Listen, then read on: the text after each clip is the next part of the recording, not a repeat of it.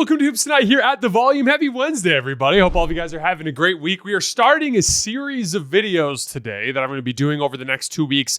Not every day, but just kind of mixed in throughout the next 2 weeks, where I'm going to be covering the trade deadline. I'm going to be zeroing in on specific teams, talking about what they have going on at this point in the season, and what I expect the trade deadline to look like for them as we are now just a few weeks out. I believe it's January 6th, so less than 3 weeks away at this point. The three teams we're hitting today are the Milwaukee Bucks, the Denver Nuggets, and the Golden State Warriors. I'm going to hit them in groups of 2 or 3 a few times over the next couple of weeks. You guys know the drill. Before we get started, subscribe to the Hoops Tonight YouTube channel so you don't miss any more of our videos. Follow me on Twitter at _JasonLT so you guys don't miss show announcements. Don't forget about our podcast feed, wherever you get your podcasts under Hoops Tonight. It's also super helpful if you leave a rating and a review on that front.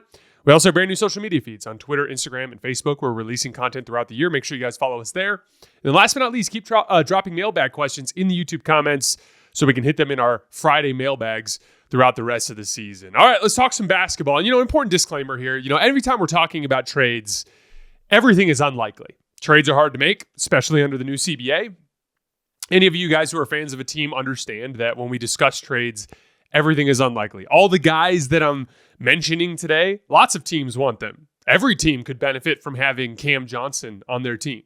Every team could benefit from having Zach LaVine if it wasn't for the salary implications, right? And there are some teams where it still makes sense, and there may be a few teams that are interested. Same thing goes for Jimmy Butler. Same thing goes for all of these backup centers. How many teams want a backup centers? Like, if all of you guys want Mark Williams, only one of you guys might get Mark Williams, right? So, again, just a disclaimer off the top. We're going to be talking about a lot of scenarios. I'm aware that they are long shots, but I want to try to just zoom in on each individual team and what they should try to accomplish as we head into this trade deadline. So, starting with the Milwaukee Bucks, a little quick recap of their season. They're currently sitting at 21-17. That's tied for the 9th best record in the NBA.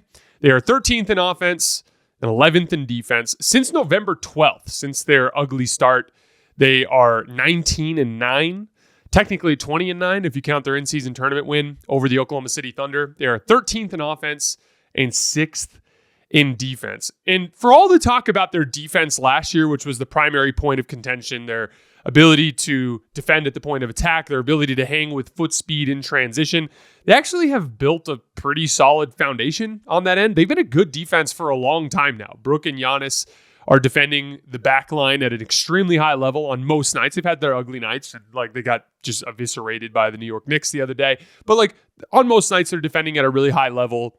Andre Jackson, Gary Trent Jr., and AJ Green have provided some stability at the point of attack at that 2-guard spot. Depending on the night, there's different guys they can go with, different combinations of traits that they need. And one of the things they've done to help them in transition is they've just abandoned attacking the offensive glass. They just straight up don't do it, which has given them a better transition defense than you would expect given the lack of foot speed they have on the roster. So I actually think hunting for a defensive upgrade wouldn't do much for this team because they've kind of found schematically the best version of this that they can be at this point in the season without compromising their offensive identity, right? So if there was an upgrade to be made, it would be a talent play. It'd be a talent play on the offensive end of the floor. I do think it would need to be in a certain context, though. So obviously you can't include Dame or Giannis. The other guy I think you can't include is Brook Lopez. I think Brook next to Giannis is vital to your defensive floor in the regular season, and I think he's vital for specific matchups in the postseason. He's what allows Giannis to operate as a low man as much as he does. He's what allows Giannis offensively to have more space to operate because of his ability to operate on the perimeter on offense. I just don't think you can include Brook Lopez. So it kind of handcuffs you a little bit in the type of guys that you have to include and puts you into a little bit of a predicament at the backup center spot. But let's look at some potential examples. The two that have been bouncing around the last couple of days are Jimmy Butler and Zach LaVine as just big swing talent upgrades for the Milwaukee Bucks. It's complicated because the Bucks are a second apron team, so they would have to get under the second apron as part of a trade, but they can effectively do that by bringing a third team. And essentially, it has to do with their ability to aggregate salaries. They're a second apron team right now, so they can't aggregate salaries, but if they structure the trade in a certain way, then they can, right? And so it's complicated. It's a long shot. I'm not trying to sit here and pretend like this is a sure thing, but these are actual possible deals under certain machinations in the CBA. So let's start with Jimmy Butler. There's a lot of posturing going on in Miami with like who Jimmy's willing to play for, things along those lines. I saw a report that said that there's nothing that says Jimmy wouldn't want to play with the Bucks. So like it is a possibility that I think is worth exploring. What would the deal look like? It would involve a third team, and it would involve Chris Middleton, Bobby Portis, and probably Pat Connaughton going out in the deal. And again, there's multiple steps there. There'd be draft compensation. There'd be bringing the third team. It'd be complicated, but that would be the gist of the outgoing salary for the Bucks. Chris Middleton, Bobby Portis, and Pat Connaughton. That would leave you with, if you pulled off that deal, if you sent out those three guys and got back Jimmy Butler through all of the machinations, your starters, if you're going to start Jimmy Butler, he's been a good catch and shoot guy for a few years now, but he's not a hyper aggressive catch and shoot guy. He's not like what I would consider to be an off ball scorer. He's kind of just like a guy who will take them sometimes when he feels like it, when he's got lots of space. And so with that being the case, I think I'd prefer to have Jimmy next to, at that 2-3 spot, another elite catch and shoot guy. So I don't think I'd start Andre Jackson next to Jimmy Butler for that reason. I think you could have some spacing issues. I'd either go with Jimmy at the 2 next to Taurean Prince and just have those guys kind of pick perimeter defense responsibilities based on the matchup, or I'd start AJ Green, who's been shooting the shit out of the basketball, and I would just put a Jimmy Butler at the 3 next to AJ, knowing that Jimmy can take at least certain types of perimeter defense assignments that AJ Green would struggle with, and AJ's jump shooting would just be really valuable in that context. So let's call it AJ Green. Your starting lineup at that point becomes Damian Lillard, AJ Green, Jimmy Butler, Giannis Antetokounmpo, and Brook Lopez. I don't really have concerns with that lineup. I just think that's an awesome lineup with a lot of defensive talent, with still quite a bit of shooting. Again, Jimmy's a guy you can't leave wide open at least. Dame's lights out shooting. AJ Green's lights out shooting. Brook Lopez, again, like if you leave him open, that could get you beat. I like that kind of structure. It's the bench where things get a little tricky, and it's not the perimeter. You actually have a pretty decent amount of perimeter talent there. Taurean Prince, solid bench wing. Andre Jackson Jr., we know what he can do at the point of attack. Gary Trent Jr., that's a solid bench guard piece. You still have DeLon Wright. You still have Ryan Rollins, a bunch of guards, right? But losing Bobby Portis puts you in the predicament of having to stagger Giannis and Brook at center. You're going to have groups that just have Brook at center, just have Giannis at center, not as many groups with the two of them playing together. You might have to look at making a separate deal for a backup center, or in the buyout market, something along those lines. But there's definitely a downside in terms of depth at the center position, and in terms of just what things could look like in terms of energy. A big downside, someone might point out, is like, hey, an injury to Brook Lopez all of a sudden nukes your season. And I don't disagree, but I would say that was already the case, regardless of whether or not you make a trade. Like, if you don't do anything this deadline and you lose Brook Lopez and you start having to start Bobby Portis, you're going to run into similar issues down the line. So I don't really think that makes that much of a difference. And I think it undercuts the real upside. I still think Jimmy Butler, in a playoff context, is one of the highest impact players in the league.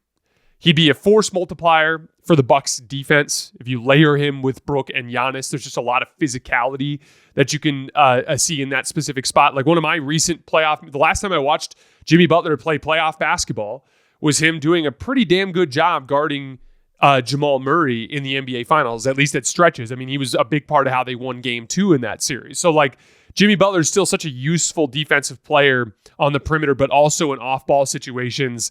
I think there's just a lot of upside on the defensive end of the floor. And then he just gives the Bucks another option for half-court shot creation. An interesting kind of ball handler / two-man game partner with Damian Lillard. 1-3 pick and roll is one of the most difficult actions to defend in the league when you've got a really good pull-up shooting guard that can beat people off the dribble. We saw this with Steph and KD, because you need to guard these big matchup attacking forwards with a certain type of guy, and you need to guard these quick pull-up shooters with a certain type of guy, and there's not a lot of translatability between those two types of defenders. And so if you get any of them switched, there's just a lot of opportunities to attack on either side of that action. That's, why inverted ball screens work so well in any context, even when Giannis runs them, right? So like there's, and it doesn't even necessarily have to be inverted. Even if Jimmy is just screening for Dame, there's a lot of good that can come from that. If Jimmy's defender lingers and he gets an opportunity to drive, or if he gets a switch that he can exploit. He also just has a certain level of translatability to the playoffs, because he's a big physical wing who thrives when things get nastier and more physical. He's just a kind of guy who thrives in that type of environment. Again, the downsides, You understand an injury to Brook nukes your season. Jimmy Butler also comes with several other considerations, like his attitude and willingness to accept a role. I'm personally not super concerned about that, but that's something that's at least worth bringing up. The desire for a new deal is where I would get concerned. Like, he's going to want a multi-year $50 million plus deal, right? And so even with the projected 10% annual increases in the cap that we're going to see through the end of the decade as they've smoothed the new TV deal into the picture, that's still a lot to account for. So to me, Jimmy Butler represents your best chance to win the title in the short term, but probably represents an all-in type of move that within a year or two could end to this entire deal, this entire roster being blown up, right? So let's say you try this year and you try next year, and even if you do win the title, but let's just say for the sake of argument, you don't win the title, you'd go for it for 2 years, and you're sitting at it the summer of 2026, and you're like, what do we do? Jimmy would be 36 by the start of next season, 37 by the start of the following season. Dame 35 the start of next season, 36 the start of the following season. Both players next year would still have multiple years left on their deal if Jimmy signed a new deal, right?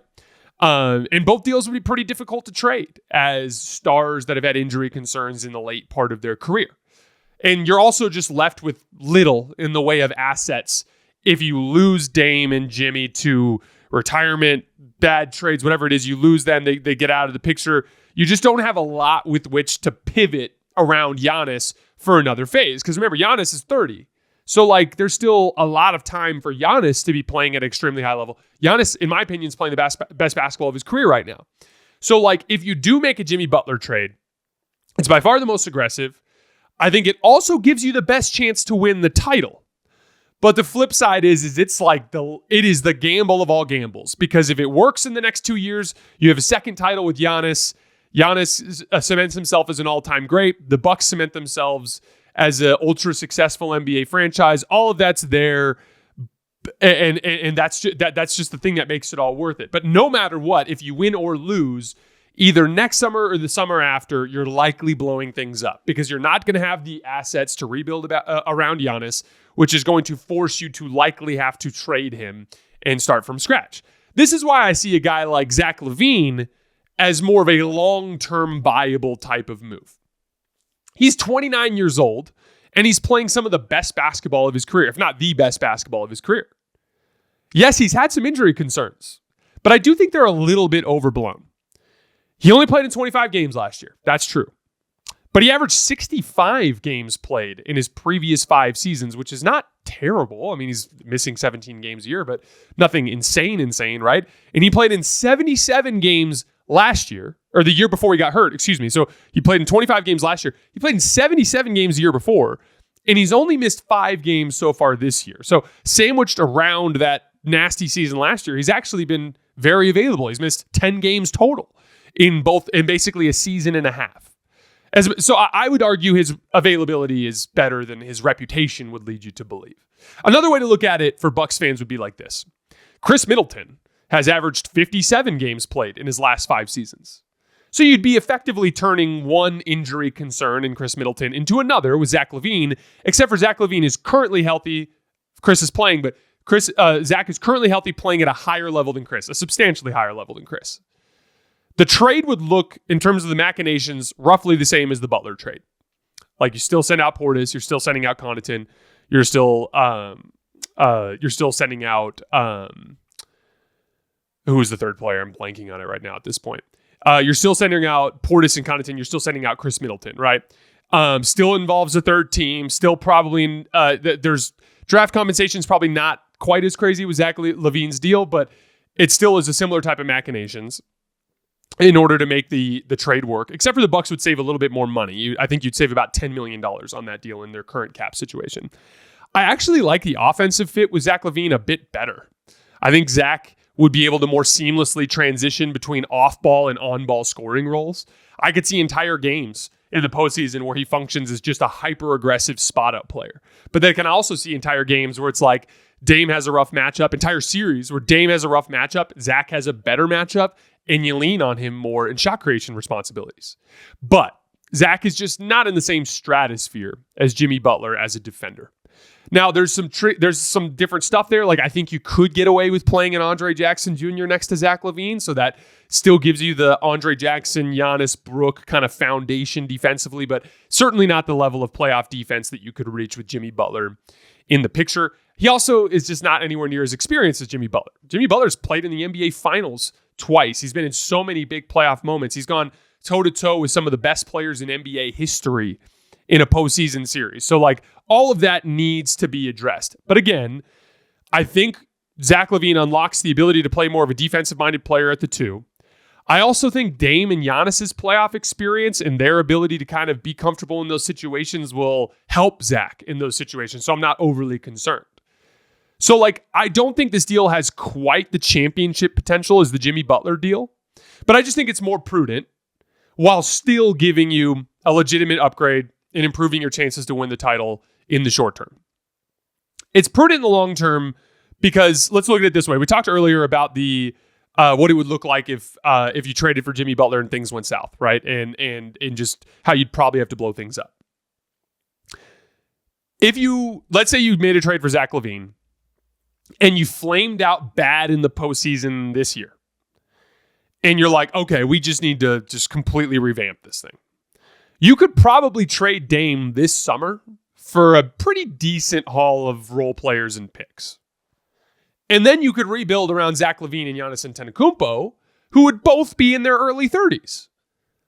That is a potentially viable path to pivot while still maintaining enough belief from Giannis that he's not going to want to run out the door, right? Like, if Zach continues to play at this level, he's playing a lot closer to the Dame Lillards of the world than a lot of these other shot creators around the league, right? So, like, I'd be lying if I didn't say I just want to see what it looks like to see Jimmy Butler in Milwaukee. I think it'd be so much fun.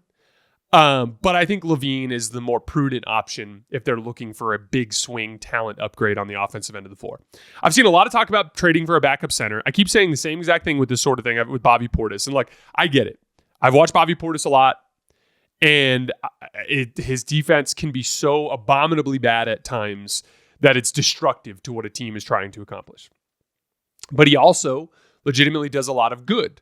And he has nights where it functions better defensively. That is the backup center experience, guys. Backup centers in the league are backup centers for a reason, because they're too inconsistent or they have too many weaknesses to function as a starting center in this league. So I'm going to say the same thing about the backup center spot that I would say about anyone else. Let's say you don't make that hyper-aggressive trade and you're just looking to upgrade Bobby. Or let's say you make the massive trade, Bobby's out of the off the roster now, and you need to find someone to anchor that spot. I'm going to say the same thing I would say about any other team in the league. I would not give up real assets for a backup center. If you can get into the picture where you find a decent, like whether it's a Mark Williams or it's a Day'Ron Sharp or it's a Robert Williams or it's a Jonas Valanciunas, and I don't like Jonas. I don't think he can play in the playoffs, but, like, if you can get a guy like that without having to give up much, by all means, jump on it. I just think that sort of thing, it needs to be more of a trade of circumstance, a trade of opportunity, rather than like we're hunting for a backup center. When push comes to shove, especially on a team with Brook and Giannis, who are both capable of anchoring units as a center, I just don't think it's worth giving any sort of asset return for. And frankly, the options that we've been presenting, I don't think are that materially better than Bobby. They are materially better than Bobby on defense, but not materially better than Bobby as overall basketball players, because they're backup centers that come with flaws. And that's just the reality of that position group. Another way to look at it, guys, like, I feel like Christian Koloko for the Lakers has been doing a pretty decent job at backup center. And I've seen a lot of Lakers fans that are like, we should go get this guy, we should go get that guy. And, like, I'm not saying they shouldn't if the opportunity presents itself. But, like, the gap between Christian Koloko as, like, a guy they signed off the street and another traded for backup center is pretty small, in my opinion, and certainly not big enough to justify the price in a lot of these cases. So again, if there's a trade to be made for Milwaukee, I think it's a big swing for a perimeter talent to try to get up into the talent level that you see at the top of the Eastern Conference.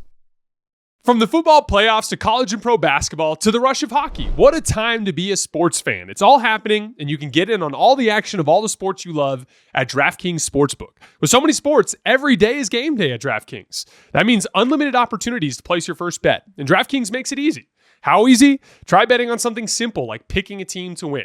Go to the DraftKings Sportsbook app and pick your team and place your bet. One of my favorite bets to look at right now is the NBA championship picture.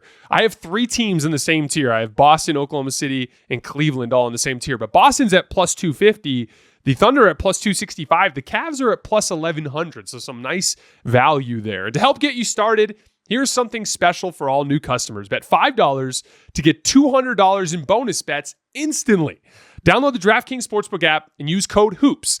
That's code HOOPS, that's HOOPS, for new customers to get $200 in bonus bets instantly when you bet just $5. DraftKings, the crown is yours. All right, let's look at the Denver Nuggets.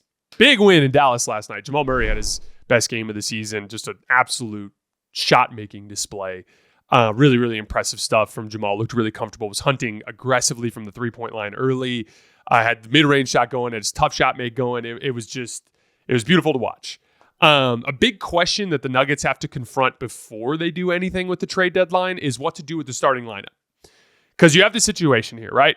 Russell Westbrook is slotted into the starting lineup as Aaron Gordon has been out with his calf injury, and Russ has looked great, and the team has looked great, right?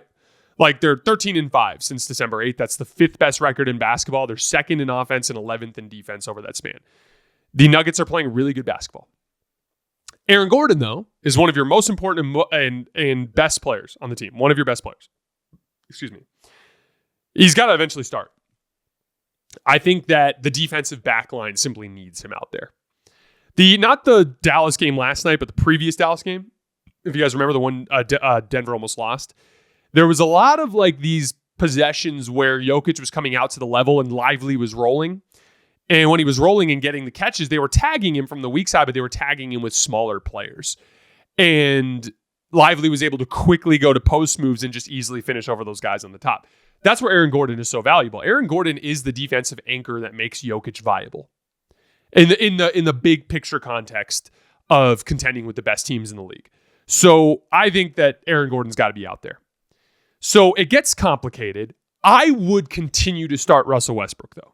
Meaning I would move Christian Brown out of the starting lineup, and I'd go Jamal, Russ, Michael Porter Jr., Aaron Gordon, Nikola Jokic. The reason why is like Russ is playing the best basketball. He's by far the best basketball he's played since giving up that top-tier superstar role when he left the Washington Wizards, right? Like, he struggled so much with so many different things over the last few years on so many different teams, and it seems to be clicking for him right now. He's hitting the open jump shot at a substantially higher rate than he has in any recent season. He's finishing at the rim at a substantially higher rate than he has in any other season, specifically doing really well with Jokic, right? So there's some lightning in a bottle there that I wouldn't want to mess with if I was in the Nuggets organization. I also think Christian Brown's pro without an ego who will be accepting of a bench role, who's played in a bench role before, and you can adjust down the line. If you stick with starting Russ and it falls apart, you can always move Russ back to the bench. But while this lightning in the bottle is captured, I would try to stick with as much Russ in the starting lineup as possible to continue to just kind of breed that continuity and try to just further explore that concept. So again, I would just move Aaron Gordon in, I'd move Christian Brown out, and I'd keep Russell Westbrook in the starting lineup. Now, what about the deadline? Again, Denver's 24-15 so far this season. They have 7th best record in the NBA, 4th best offense, 16th best defense.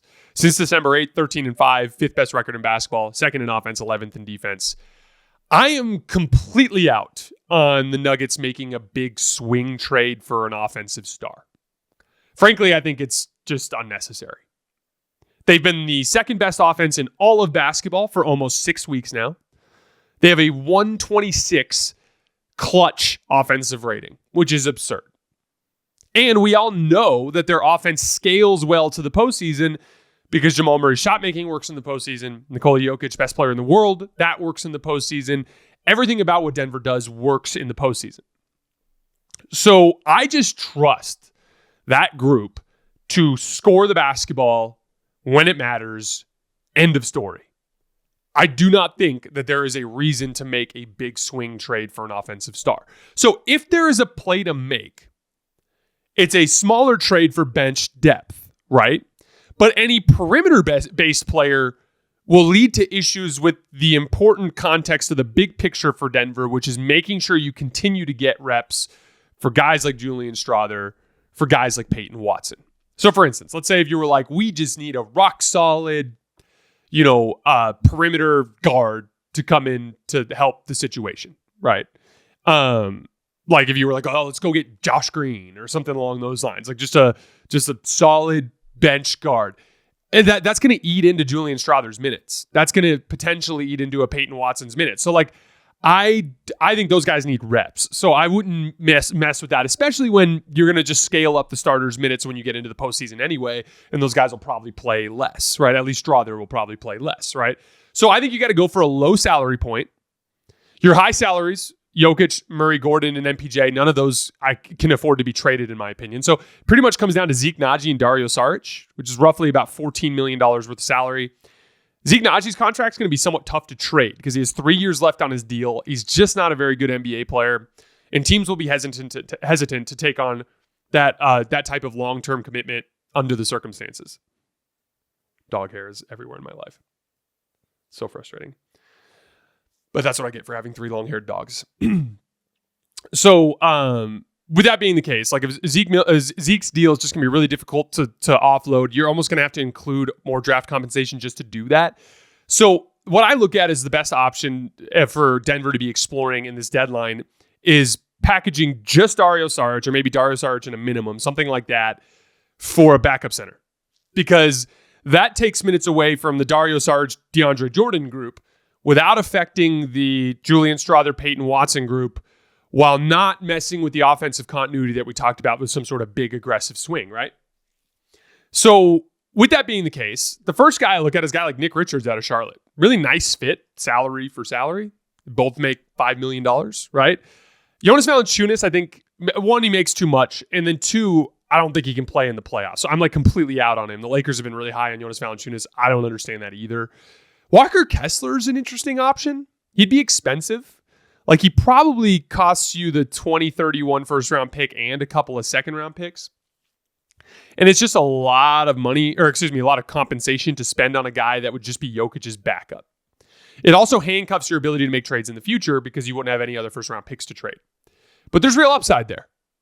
He's the best player out of all the guys that I've listed so far at that center spot. He gives you a legit chance to anchor a real and competent bench group. And he has a team option for $5 million next year. So by the time you have to pay him, you could very well see a 20% increase in the salary cap.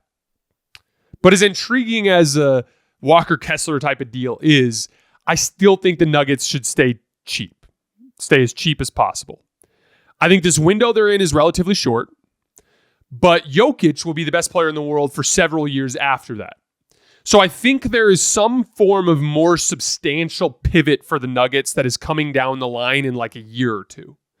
And when that happens, I think they'll be glad they have that extra first round pick, especially since a guy like Walker Kessler doesn't materially affect their chances of winning the title this season. So if I had to pick one, I think I'd go with Mark Williams. He's averaging 23 points and 14 rebounds per 36 minutes, so he's really active in his minutes. He's been excellent at finishing as a roll man this year. He has pretty decent touch when he gets a few feet away from the rim. I think he's a really nice fit. But I also would not trade a first-round pick for him. With all these backup center trades, as I said, I don't think it's worth including real substantial draft compensation. So, like, as I kind of zoom out, even if the Nuggets don't make a single trade this year, I still like them as a rock-solid second-tier championship contender with a real chance to beat anybody. They currently, on DraftKings, have the 5th best odds to win the title. I used to look at it as, Boston, Cleveland, OKC, and then a small gap, and then Dallas was my next team. But with the back injury for Kyrie and Luka still being out, I think Denver probably has a better case there. So I'd say off the top tier, Denver's probably the most likely team to win the championship. So there's a real solid foundation regardless. But if you were going to do something at this deadline, I think it would be a Saric-centered deal without any first-round draft compensation for a backup center, if it's possible. But it's very possible that a guy like Mark Williams that you just get outbid for. And maybe that's what happens. But if I was to look to make a deal for Denver this year, that'd be what I'd be looking at. Golden State. Both Draymond Green and Steph Curry went off in recent interviews, post-game pressers.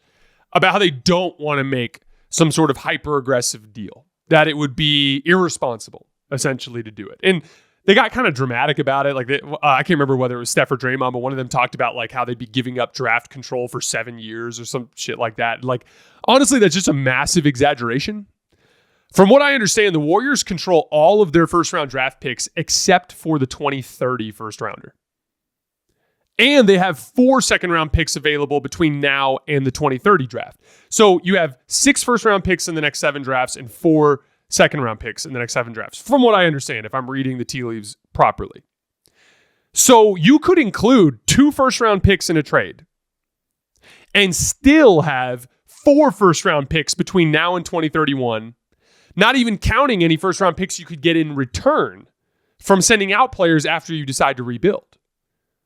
And so when I hear things like, oh, it could mortgage the next 7 years of the draft, it's like, yeah, there are occasionally star trades out there that asks for 3 first-round picks and 3 pick swaps and crazy stuff like that. But aside from like Kevin Durant, there's not really a deal like that out there. The Jimmy Butlers and the Zach LaVines and the Cam Johnsons, like that group isn't going to pull an insane haul of like 3 picks, 3 swaps. It'll mostly be about matching salary. Maybe Cam Johnson gets 2 first-round picks. Jimmy and LaVine, who knows? Like with LaVine's contract, it might be no draft compensation. With Jimmy's, it might be 1, maybe 2. Like, I don't think it's going to reach that level of expense.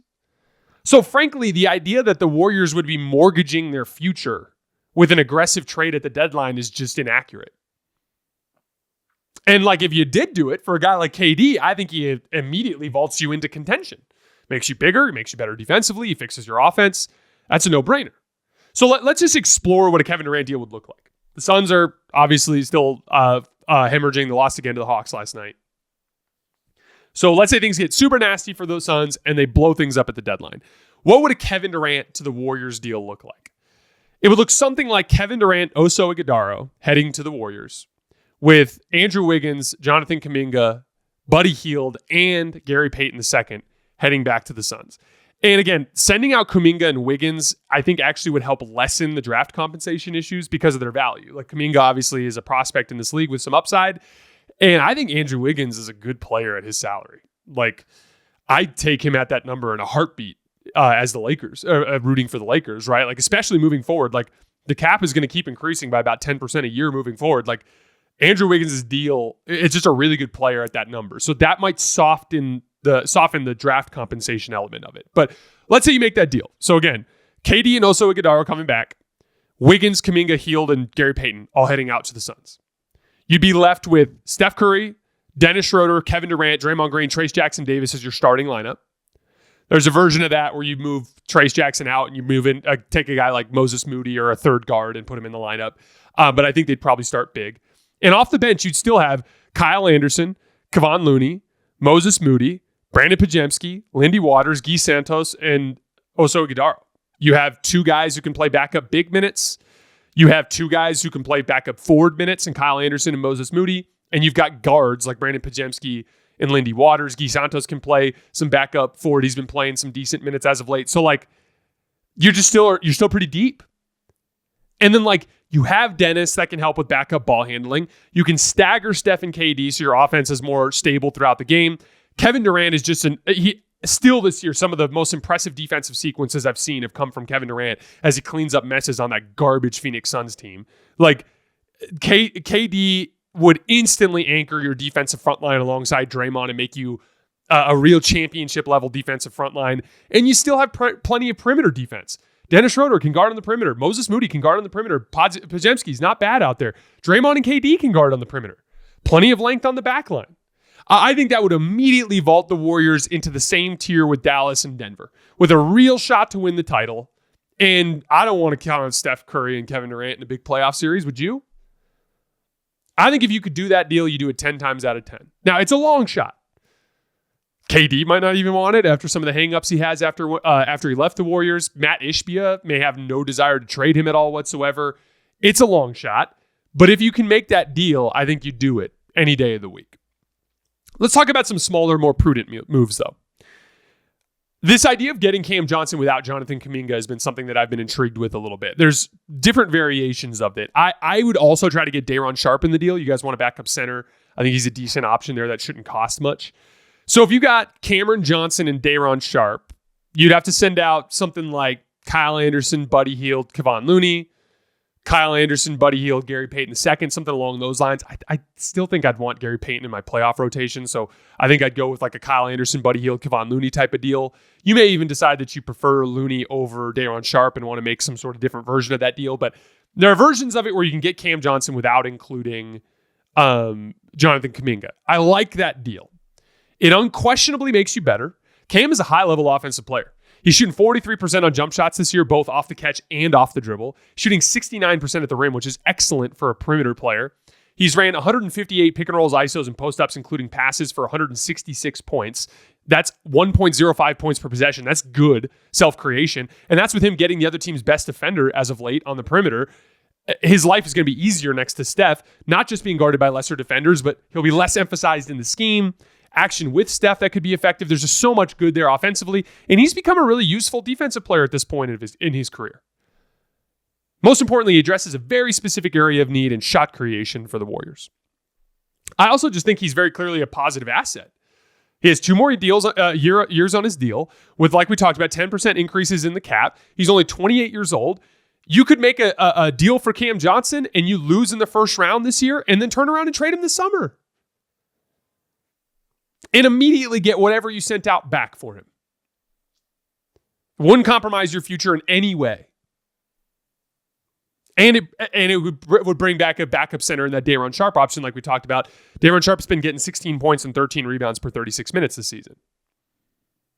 The one thing that I think would be absolutely foolish is a really tiny deal on the margin. Something like, let's just get a backup center.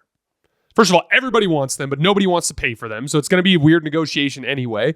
By the way, no one really should, as I've been talking about throughout these other segments today. And frankly, I just think trading for only a backup center would be embarrassing. It's the most 2 timelines move I've ever seen. Let's pretend to support the present while not actually giving them any capability to raise their ceiling, while still not having any real obvious future to speak of. All of these other teams, they're confronting it in different functions or different fashions because of where they're at in their development. If you have like this clear, like 2-3 years from now, we have this on the horizon, it's more complicated, right? But like for instance, when I look at Denver, you can't trade something that compromises the development of Julian Strawther or Peyton Watson when Jokic is his age and probably still going to be the best player in the world for 2 or 3 more years and a top 5 player for even longer after that, maybe even the best player in the world for longer. So like there's a real pivot that they're going to have in 1 to 2 years that they have to be super cognizant of. The Warriors, there's nothing on the horizon. Jonathan Kuminga is not leading a team to success in the Western Conference, not anytime soon. He's 5+ years out from being able to like anchor a dominant Western Conference team at best. There's no future. So like with there being no future and you being so far away in the present, pretending to support the present with some little move on the side for a backup center, I think is insulting to Steph Curry and it just the most classic representation of their strategy over the last couple of years that they've been straddling these 2 timelines. Last thing I'm going to say about the Warriors, you will not have a player like Steph for a long time, if ever again. It's rare. Even through tanking, you're not guaranteed to go get a number 1 pick who's going to be the best player in the league. Who are the best players in the league right now? Nikola Jokic, 2nd round pick. Giannis wasn't a top 10 pick. Shea wasn't a top 10 pick. Even Luka was passed on by 2 teams who didn't think he was a superstar. Like, there's a lot of luck involved in this. You happen to have Steph Curry. He's a unicorn in NBA history. When you're lucky enough to have one of those guys, you should make the most of it while you can. Any competent organization can pivot through taking on bad money for draft compensation, drafting well, developing well, establishing a quality basketball culture that will quickly pivot you into a positive future while you wait for maybe getting one of those best guys. Trading a couple of first-round picks to support Steph Curry while he still has a fighting chance is not going to affect materially your future. That is the fact.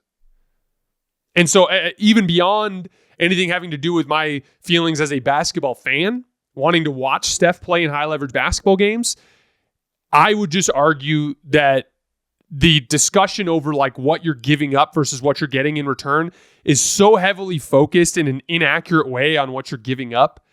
It doesn't make any sense to me. We haven't even had like an honest conversation about what these price tags look like relevant to what the Warriors' future would look like in their asset trove. Not to mention, like, anytime you decide to blow it up, it's like any quality role player you have can be moved for draft compensation to refill the trove. So I don't think they should make some small move on the margins. I think they should go for the home run swing. Because the home run swing is not 3 picks and 4 swaps. It's probably 2 picks. Maybe 1 pick and a couple second round picks for a guy like Cam Johnson. And that guy can easily be turned around for the same return down the line. All right, guys, that's all I have for today. As always, I sincerely appreciate you guys for supporting me and supporting the show. We'll be back tomorrow with a couple instant reactions. I'm also recording another trade deadline preview with Jovan Buha on the Lakers. I don't think that's going to run tomorrow. I think we're going to run it on Saturday, but we'll have that coming later this week. And then again, periodically throughout the next couple weeks, I'm going to be doing more trade deadline-centric content that you guys will see. Again, I appreciate you guys for rocking with me. I will see you tomorrow.